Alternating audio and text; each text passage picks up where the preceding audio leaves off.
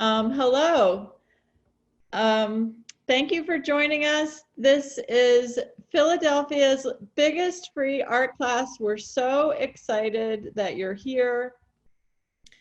I'd like to invite you to say a big happy birthday to somebody that helped us put all of the kits together. Her name is Sierra, and her birthday was on Thursday. So thank you, Sierra. Happy birthday. Welcome to CraftNOW Create.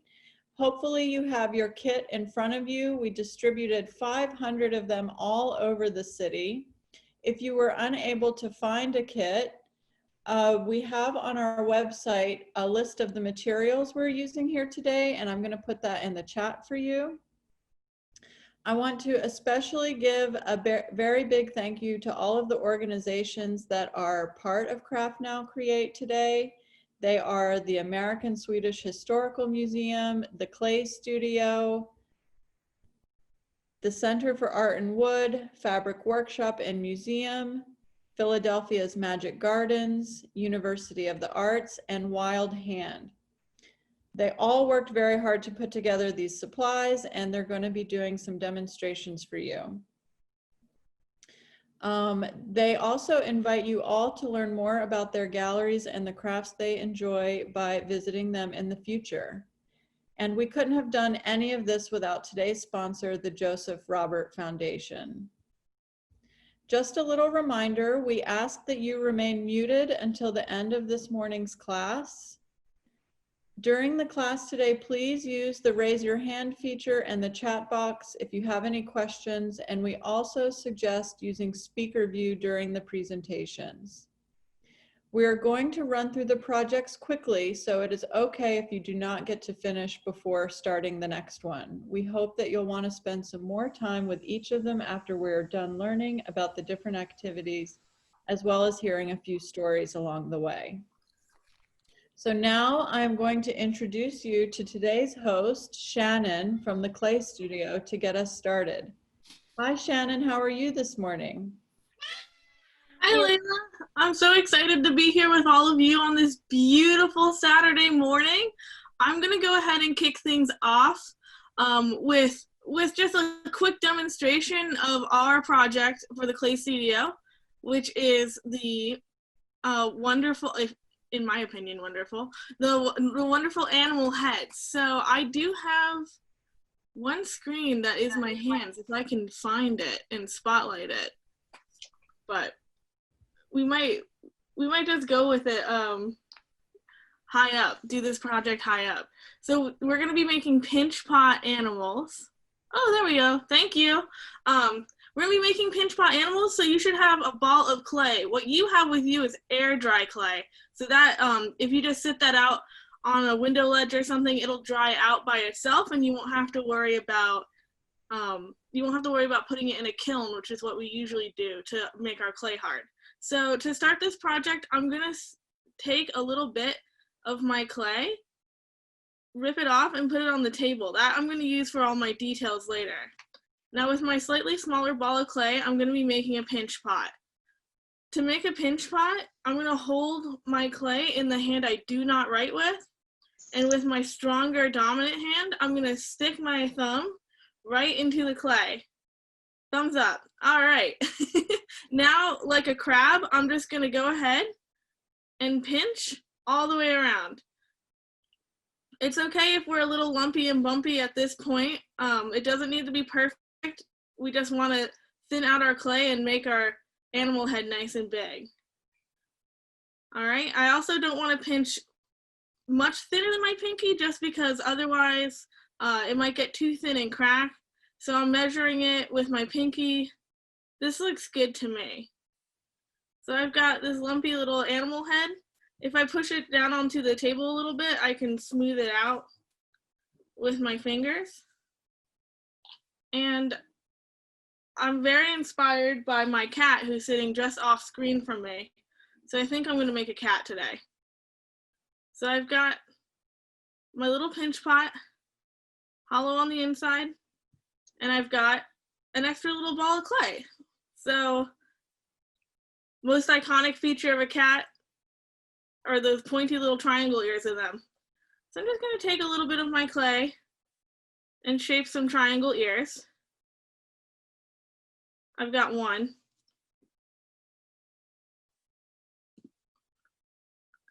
And now I need another one.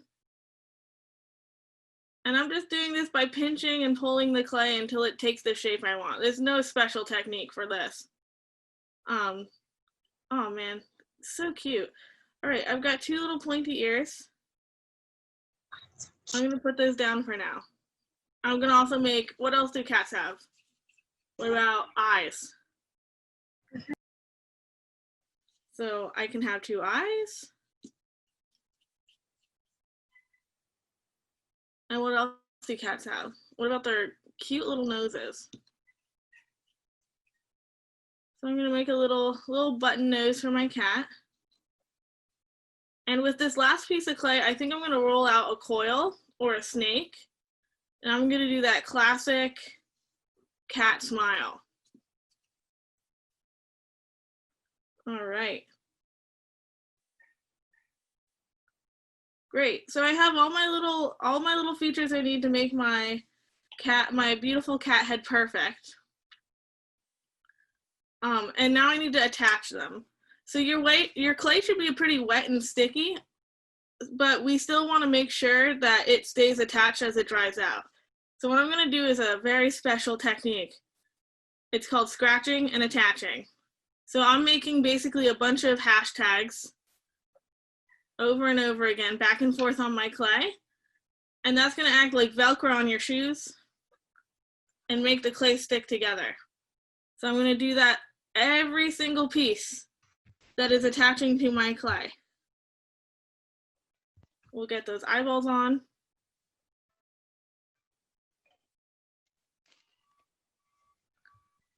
And so you guys have all day. You have all the time in the world to be doing this. So you don't have to rush like I'm doing. You can make a really cool animal.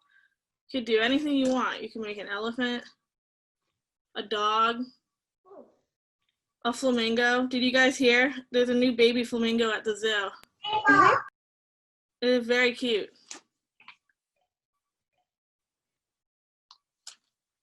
All right, and finally, my big cat face.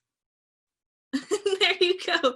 There's a silly little cat. You can also take the skewer that you have to draw into your clay, but those are the basics. And now it's all up to you and your creativity. All right.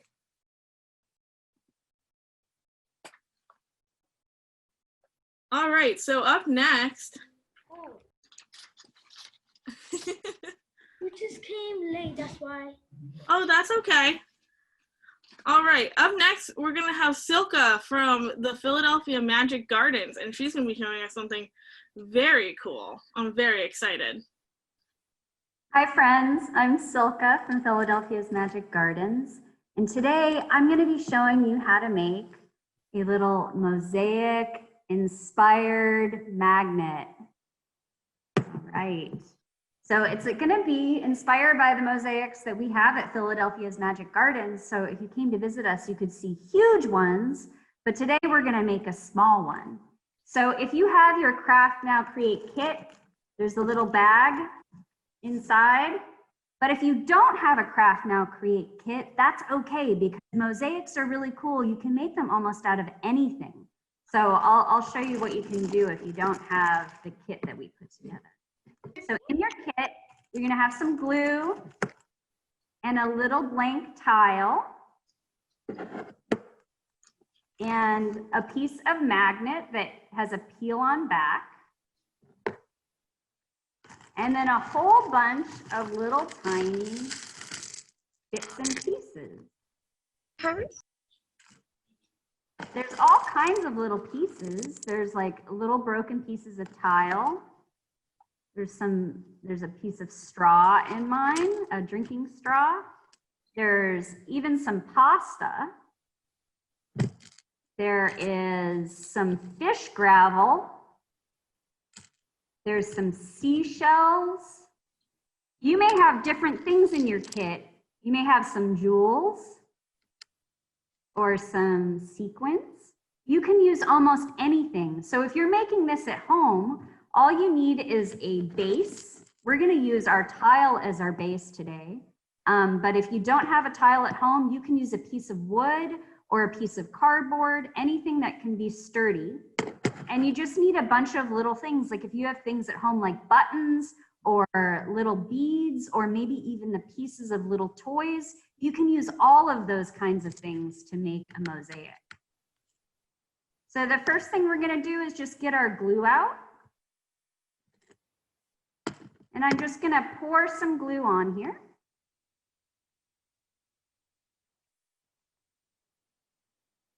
You want it to be nice and thick, but you probably won't need all of it. Now you could use a popsicle stick to spread it. You could use just a piece of paper to spread it. That's all fine. I have a little paper towel and a rag, so I'm just going to use my finger to spread it around really thick there. Yeah? Okay. And then I'm just going to start choosing what I'm going to put into my mosaic. If you're somebody that likes to plan out, you might want to arrange things first. But Isaiah Zagar, who created the Philadelphia's Magic Gardens, he doesn't really plan which pieces he chooses. He just lets it go. He just picks something and he puts it down, and wherever that goes, that's the right spot, and he doesn't worry about it because he knows it's going to be something fun. So I'm going to do that. I'm just going to pick things up and stick them down. Once you set something down, you don't really want to move it. So if you do want to plan, you want to not set it down till you're sure. Just going to stick it into the glue. Stick it into the glue until we're filled up the way we want to be filled up on the surface.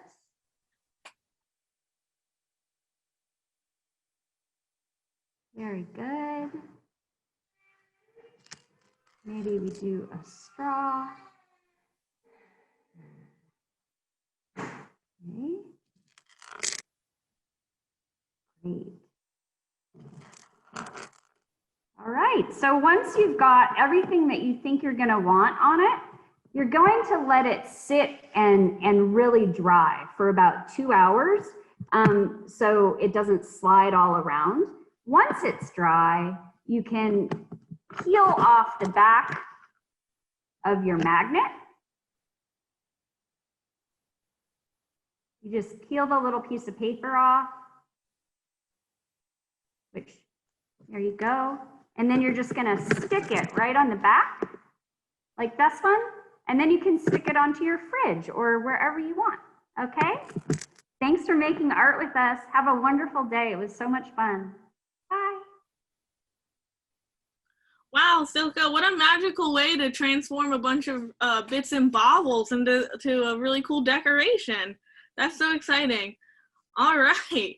Up next, we have Liz from Wild Hand, and we're doing something with felt and soap. So I'm very excited to see what that means.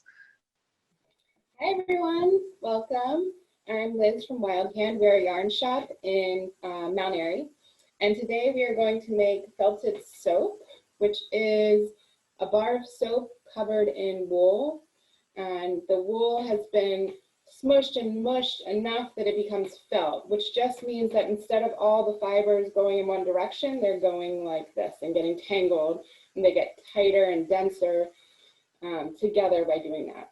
So it's very easy. In your kit, you have these, which is a little footsie, and you have a little bit of wool. You probably have one color.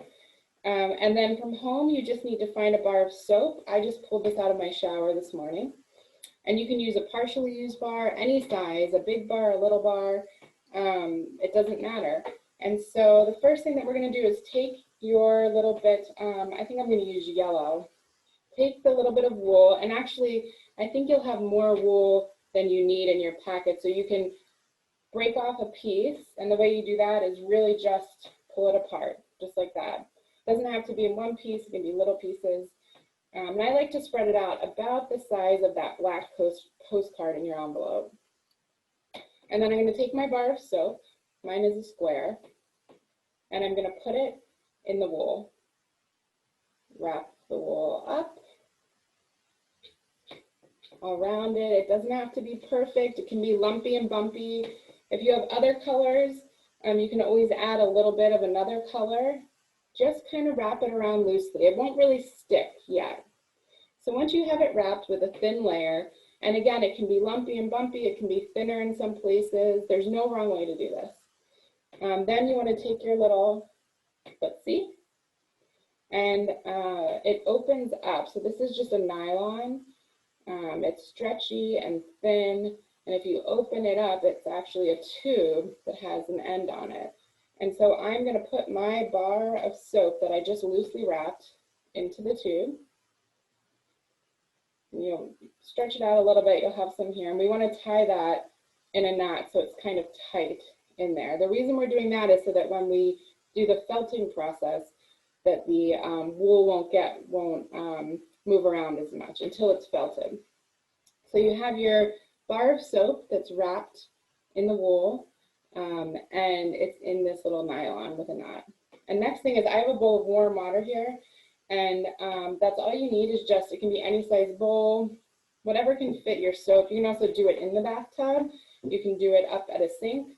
And all you need to do is stick it in the water and give it a good massage.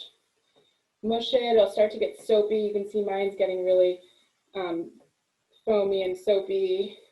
And you keep doing that in the water. You can dip it in, you can just give it a little massage, squish it, roll it around in your hands. See, it's starting to get really soapy. This is a good thing to do after you run around outside all day and get dirty on this beautiful day.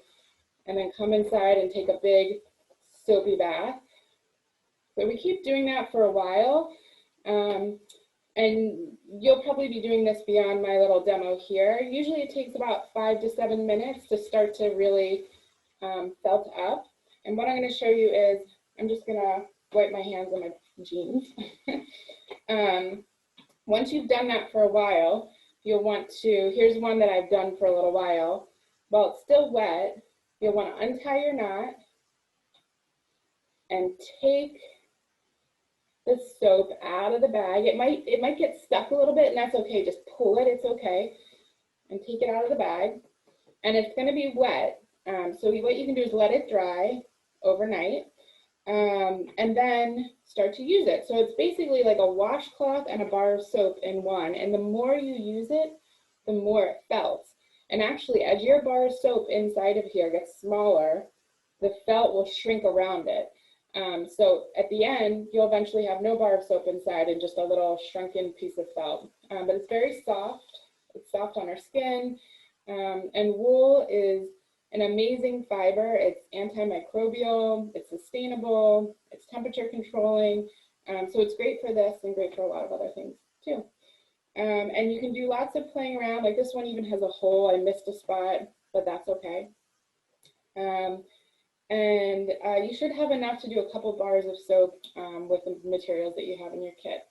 And if you have any questions, you can always come to the shop up in Mount Airy, and then we can answer them. And we have more wool at the shop too. So thanks so much for having me. Have fun. Take a bath today. Wow, thanks, Liz. I've never seen a craft that made me felt so clean. Sorry about that.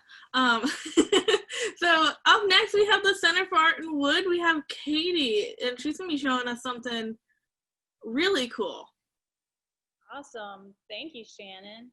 Hey all, I'm Katie from the Center for Art and Wood. Good morning and welcome. Today we're going to be doing wooden clothespin butterflies or dragonflies, whichever you prefer. So I have a couple samples here. So this is what we'll be making. Little happy little butterfly here. So if you're making a butterfly, you're going to take your packet here, which is the Center for Art and Wood packet. Open that up, take your craft sticks. So I'm gonna make a dragonfly. So if I'm making a dragonfly, we want the wings to be a little bit closer together like this. If you're doing a butterfly, make them wider like that. So take your craft sticks, and these are, this is craft glue dots. So you're gonna lift off the cellophane and take one of those dots and place it in the center of one of your craft sticks, like so, and then lift off the cellophane, and it should be, can you see that? Stuck on there in the middle. Take your other craft stick and place that on top of that. Gonna add a little bit of pressure so that you actually have it stick together. And this seems to work really well. We usually do Elmer's glue, but this is a lot faster. So you can go ahead and start decorating your wings. We have a little packet of crayons, but you can use colored pencils, markers, paint, whatever you have laying around the house. So I'm gonna go ahead and just do some quick designs on here.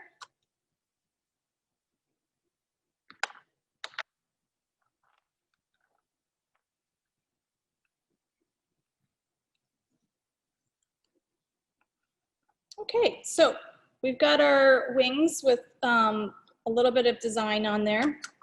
You're gonna take your clothespin next. Be careful not to pinch yourself with it. We're gonna use our, one of our crayons to make a little face on it because we want them to be happy butterflies and dragonflies. So where you wanna draw the face is right here at the end where it opens up like an alligator. So I'm gonna do some eyes and a happy little smile. And let's give it a nose too, because we want it to breathe fresh air. Okay, so I've got my little face there. And then we're gonna take our next little crafting glue dot, and we're gonna place that right above the head, above the little metal thing, right there.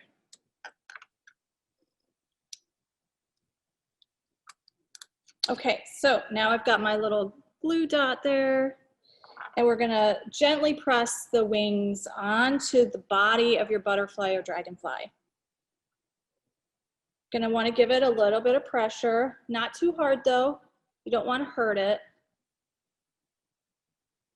Okay, so I've got my little dragonfly here, but what we wanna do is be able to put this on our refrigerator or file cabinet so you can put your homework or coloring pages in there, like so that everybody can see it. Oh, I can see your dragonfly right there. So we have a magnet in there so that you can put this on your refrigerator. So just peel off the strip, and it has some adhesive there. And I recommend putting it pretty much in the center of the back of your dragonfly or butterfly, like so. And you wanna give it a little pressure again. Be careful not to break your wings. We want your dragonflies and butterflies to be able to fly still. Okay, so there we go. And it's ready for your refrigerator or file cabinet. So I hope you guys have fun and let your creativity fly. Come visit us at the Center for Art and Wood. We're open today, noon till 5. Stop by and see us. All right, thanks guys. Have a great afternoon. Bye. That was awesome, Katie. All my laundry is gonna be smiling back at me from now on.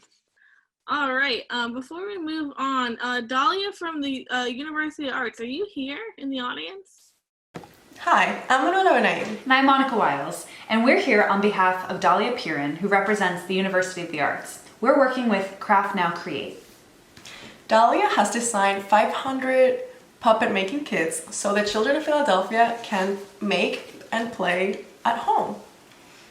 We're going to teach you how to make the puppet, assemble it, and design your own. Every kit comes with one of these templates, and this puppet's name is Peter. Go. This is the puppet you're going to be making. This is the final product.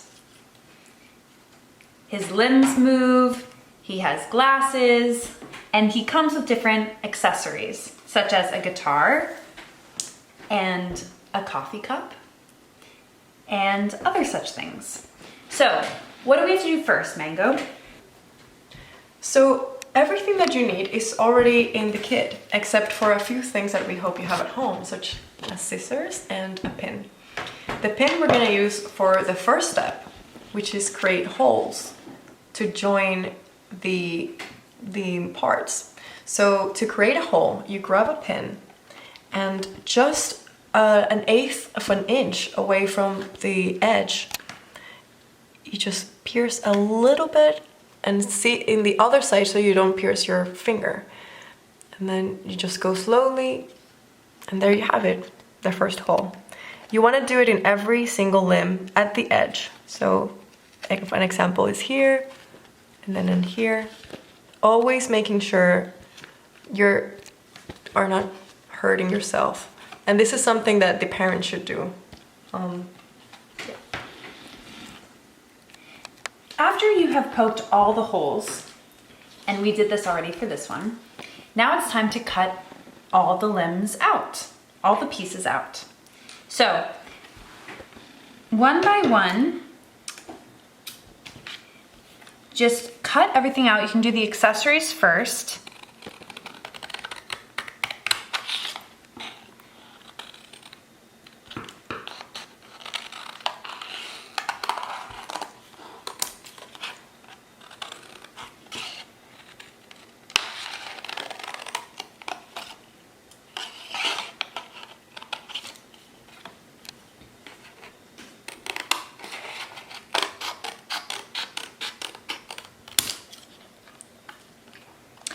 All right, let's start with the feet. Now use the dotted lines as a guide, but you can cut a little bit around them just to give yourself extra room.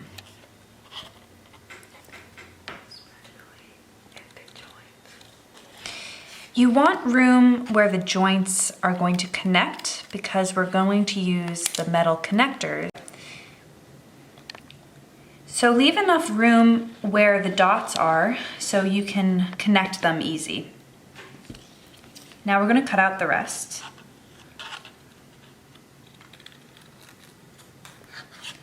And this is also something that a parent or adult should help you with.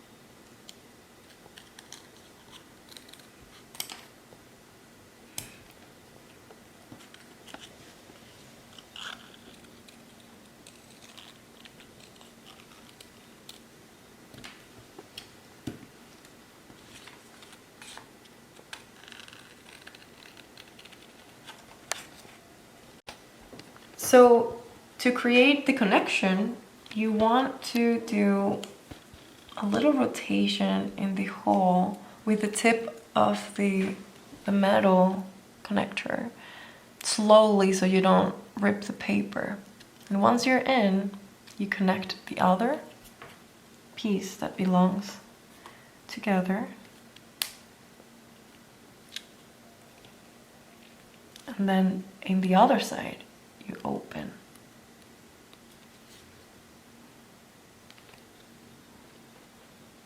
And there you have the first two parts together. And then you continue to do it across the entire body. And so at the end, this person should look like this. And you can move the limbs and create shows and create stories. And if you like, you can color them in and add your own style. If you have crayons at home, that's really fun. Let's see, let's make something. I think, Gonna do shoes. yeah, I think I want purple shoes. Maybe some shorts. Yeah.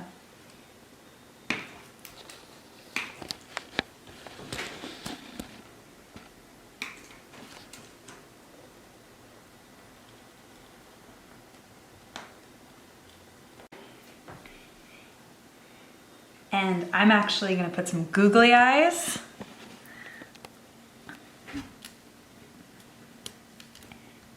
And there you have it.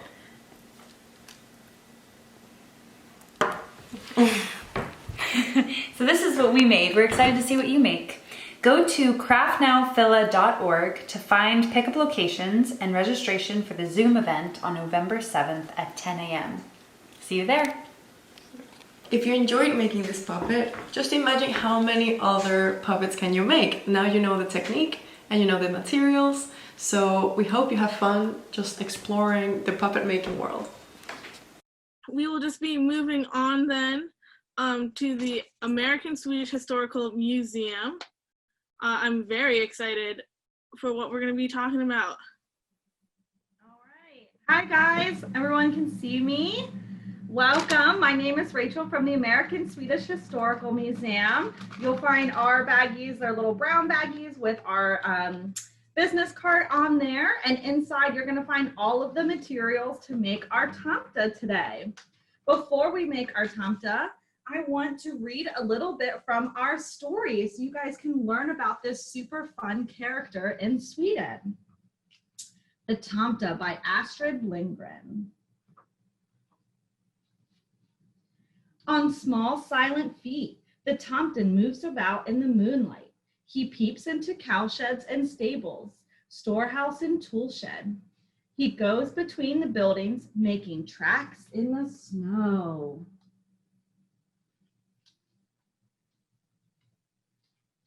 The house where the people live is silent. They are sleeping through the winter night without knowing the tomten is there. Winter comes and winters go. I have seen people large and small, but they have never seen me, thinks the tomten.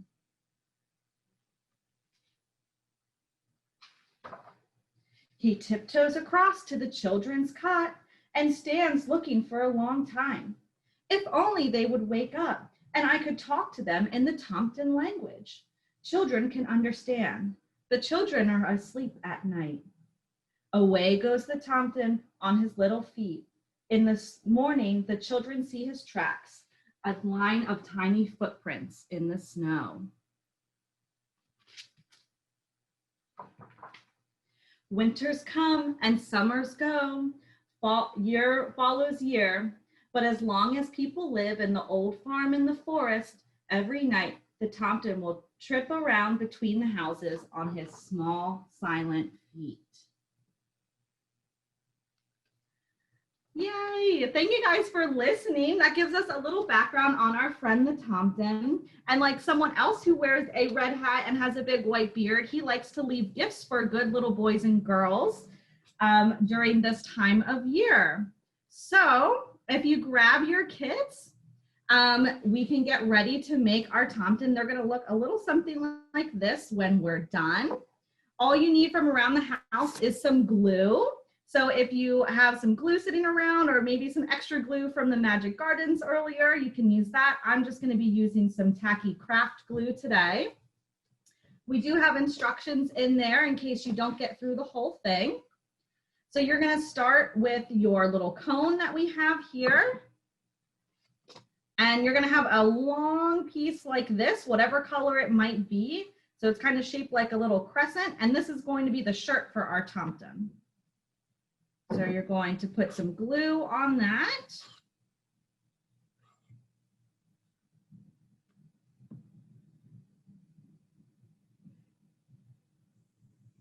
All righty. And then you're going to take your shirt and you're going to wrap it around the bottom of that cone. Just like that. So now he has his little shirt. Next thing we're going to do is you're going to find your little beard piece for our tomten for his big white beard. We're going to put a little bit of glue right on the back part of that beard.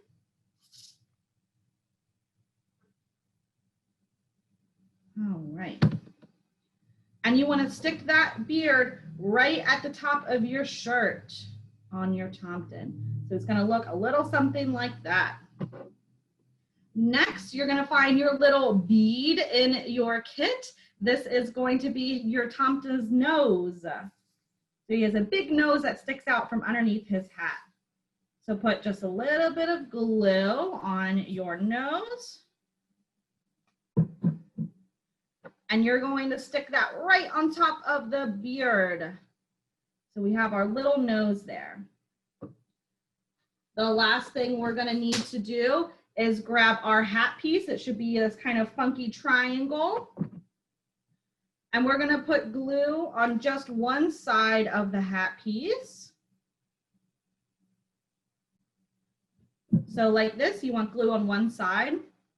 You're going to roll it up with your fingers and you're going to try and make that cone shape like that. And then that sticks right on top of the cone and you have your Tomta. And you can put him out for the holiday season and he will keep watch and make sure that you're good and maybe bring you some presents later this year. So thank you guys for making the Tomta with me. On your direction kit, you'll find that there is a family pass at the back. So feel free to use this and get discounted admission. Come visit the museum. You can get to us on public transportation. We're right at off of the NRG stop or the 17 bus in South Philly, right by all the sports stadiums. And you can come check out our exhibit From Fairy Tale to Fantasy with illustrator Gustav Tengren, who did the Little Golden Book series and also worked on some Disney films. You can come see those really cool original artworks. Thank you, everybody. Wow, thank you so much, Rachel. I give that craft a Tom 10 out of 10. That was so cute. All right. Moving on, last but certainly not least, we have Katie and Ash from the Fabric Workshop and Museum. So I'm very excited about what we're going to be doing with them. Hi everyone, I'm Katie.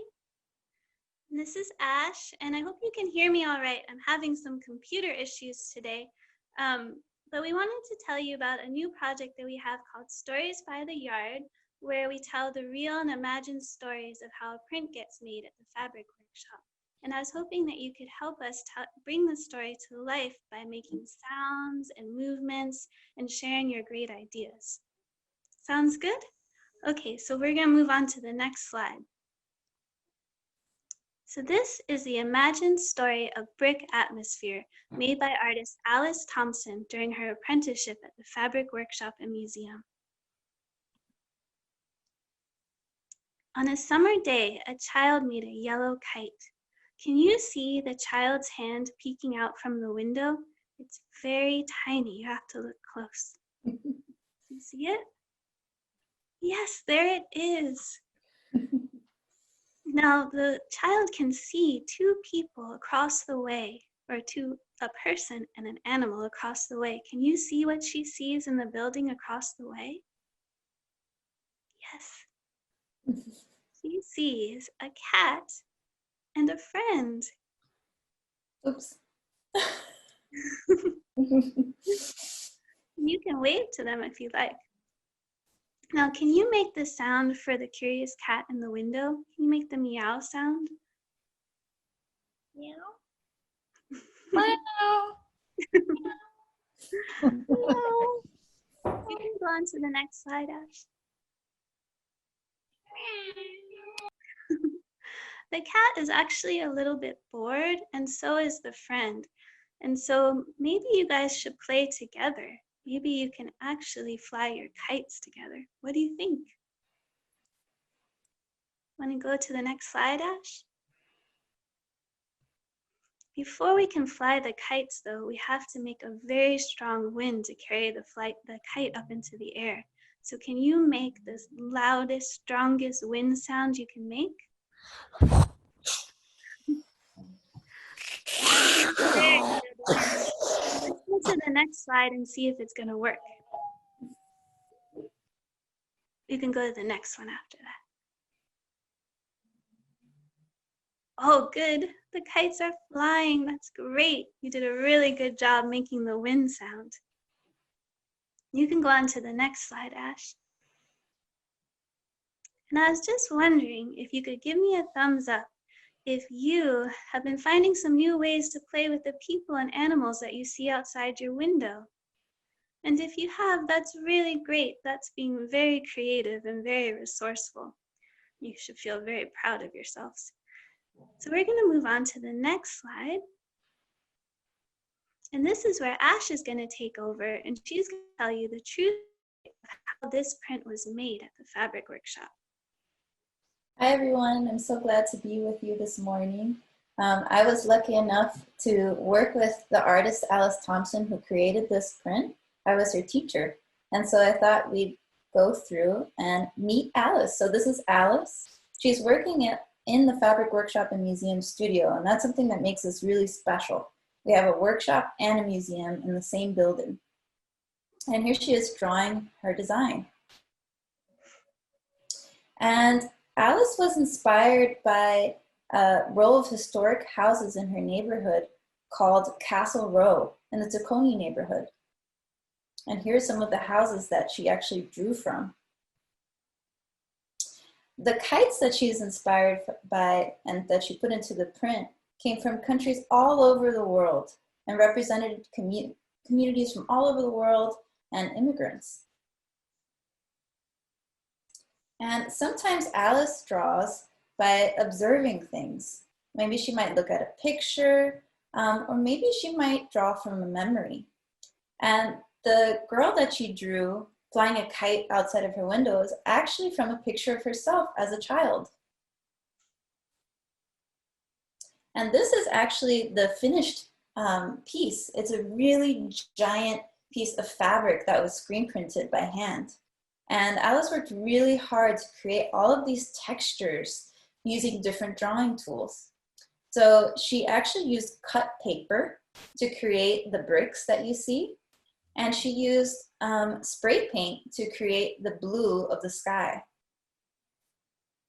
And this is Alice in our studio printing with a friend.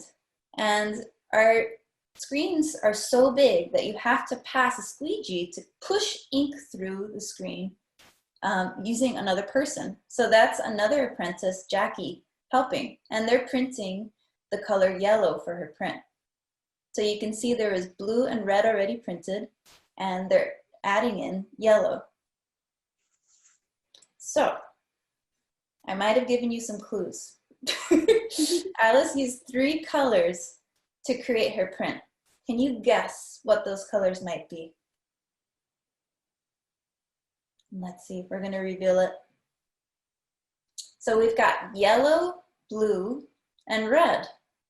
And these colors are transparent, which means that they can overlap and you can see the other color underneath.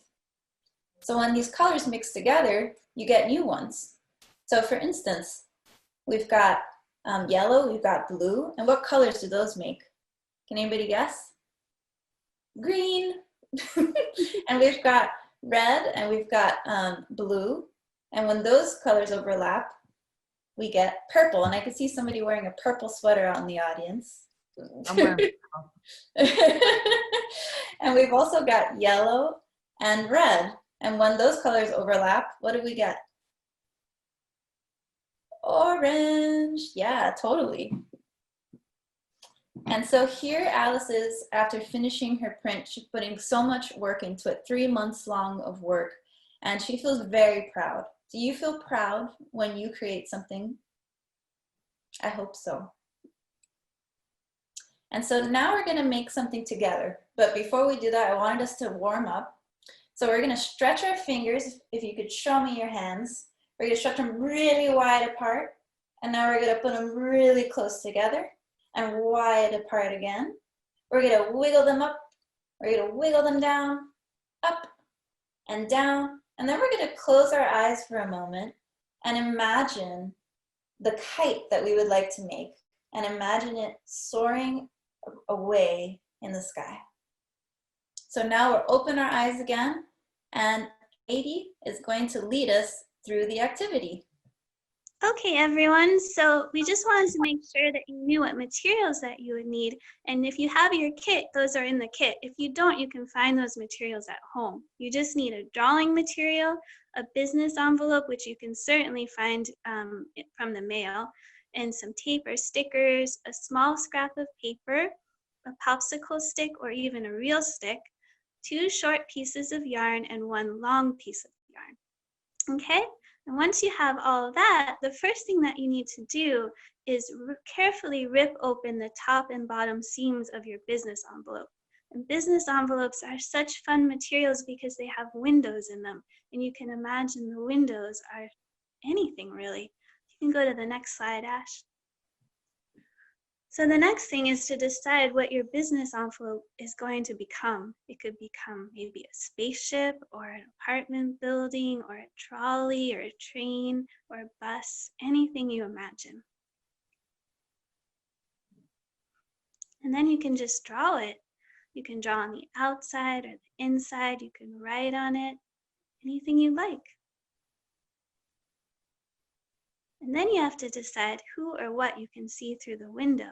And you can grab your scrap paper and draw what you see, what you want to see through the window on your scrap paper.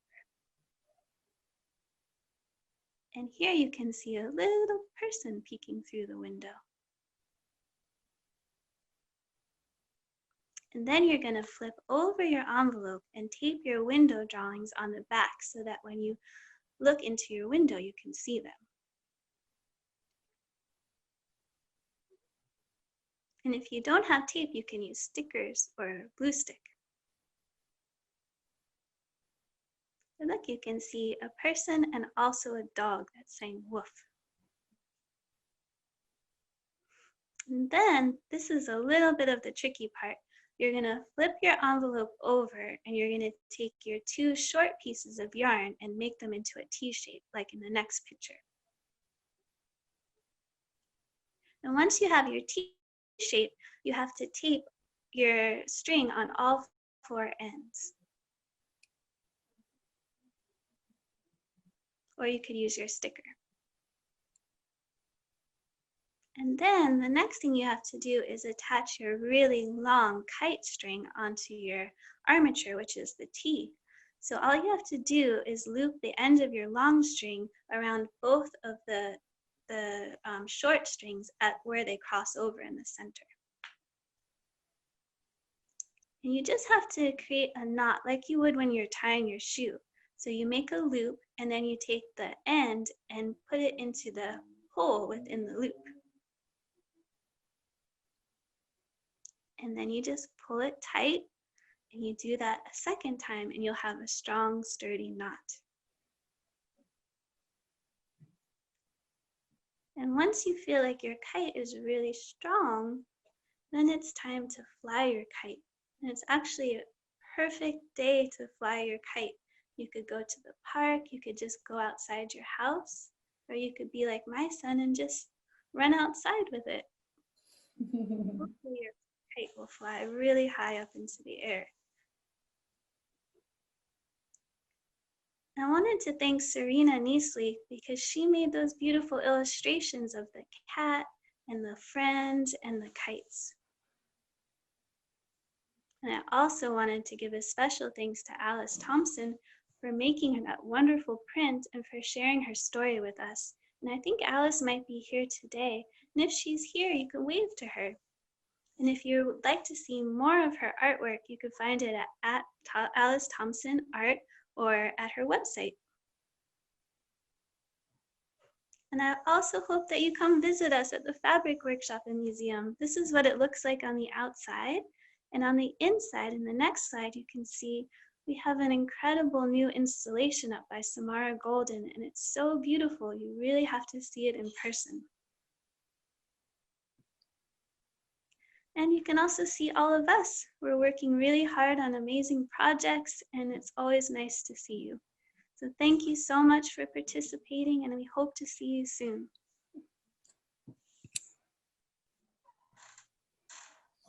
Thank you, everyone.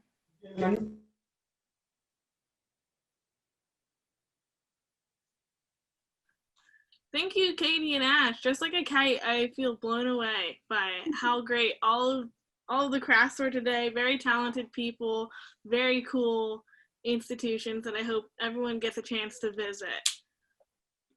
Yeah, so I think that just about wraps it up. I don't know if Layla, you have any closing remarks or...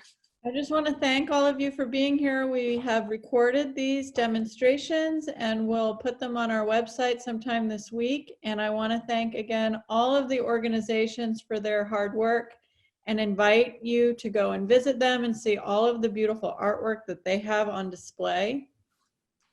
And I want to thank the Joseph Robert Foundation for sponsoring today's event and providing all of these supplies that Sierra was able to help put together and distribute to all of your homes. And with that, I think everyone could turn their sound and video on and say hello and clap and just make a little bit of noise before we say goodbye and everybody goes and has lunch in a minute. Thank